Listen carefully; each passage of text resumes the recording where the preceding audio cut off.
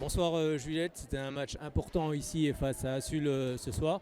Il y a eu cette entame de match compliquée, après vous avez couru après le score toute cette partie. Il y a eu cette belle seconde période, mais ça n'a pas suffi, c'est Assul qui l'emporte. Comment tu analyses cette rencontre à chaud? C'est vrai, comme je l'ai dit, on a mal entamé le match. On se prend, à la mi-temps, il y a 6 buts d'écart. On est trop loin au score pour pouvoir recoller en fait, derrière en deuxième mi-temps. Même si on arrive à bien monter les balles en deuxième mi-temps, c'est notre jeu, c'est notre vrai jeu. Mais voilà, l'écart à la mi-temps fait qu'on ne peut pas passer devant. Malgré, on s'est bien battu, on a bien défendu, on a bien attaqué.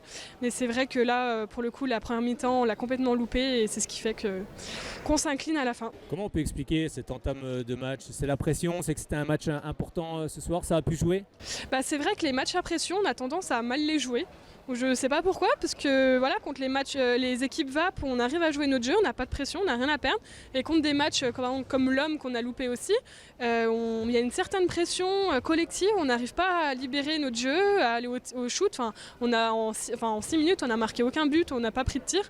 Et puis, il y a peut-être une certaine pression, il faut peut-être qu'on s'entraîne là-dessus, sur les entames de match, pour être directement dedans et pas galérer en deuxième mi-temps. Ça fait peut-être partie tout simplement de l'expérience à ce niveau? Ouais, non, mais c'est clair qu'on est une équipe où il y a peu d'expérience, on est très jeunes dans notre équipe, malgré 2-3. Et ouais, c'est vrai qu'il nous manque ces joueuses-là qui savent entamer bien les débuts de match, mais bon, ça va arriver, hein. C'est notre première année en D2, donc... Bon, sur le plan comptable, c'est forcément pas une bonne opération ce soir, surtout que vous allez enchaîner 2 déplacements avant de revenir ici. Ici face au Havre et après Toulouse. Ça va être compliqué, ces 4 matchs-là, il faudra des victoires. C'est clair que le mois de février il va être intense en niveau de déplacement. On enchaîne Bègles et puis Rennes 2 week-ends d'affilée. Puis après Toulouse, c'est des matchs bien sûr des concurrents directs. Faut les taper, faut qu'on aille chercher une victoire au moins à l'extérieur.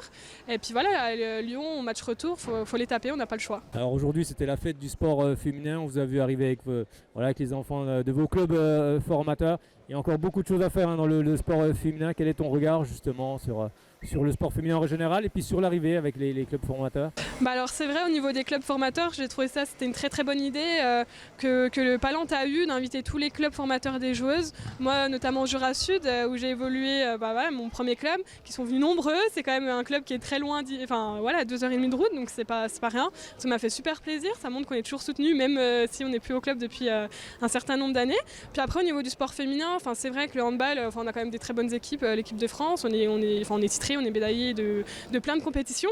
Donc non, ça fait toujours plaisir. En plus Besançon, il y a 2 équipes, on va dire pro, D1, D2 avec le SBF. Donc voilà, je pense que notre belle région représente bien le sport féminin. Alors à titre personnel, ce soir tu as été élue meilleure joueuse. Bon, je suppose que ça aurait une saveur encore plus particulière s'il y avait eu la victoire. Ouais, non, mais c'est clair, ça fait toujours plaisir parce que voilà, j'ai des responsabilités à prendre et voilà, il faut que j'assume ces responsabilités. Ça fait toujours plaisir de recevoir un petit bouquet, mais voilà, c'est surtout l'équipe. On est vraiment frustrés et déçus de cette défaite et voilà, on va travailler et puis il y aura d'autres victoires.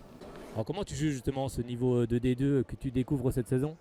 Alors c'est vrai qu'il y a vraiment un gros écart entre la N1 et la D2. Il y a vraiment une belle marche. C'est vrai qu'en début d'année on a eu du mal à rentrer dedans.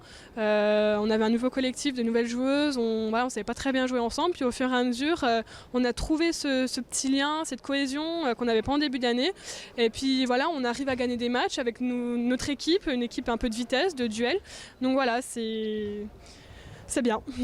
Merci beaucoup Juliette, bon match du côté de Bègles, bon match du côté de Rennes et puis on se retrouvera ici très bientôt face au Havre. Merci beaucoup.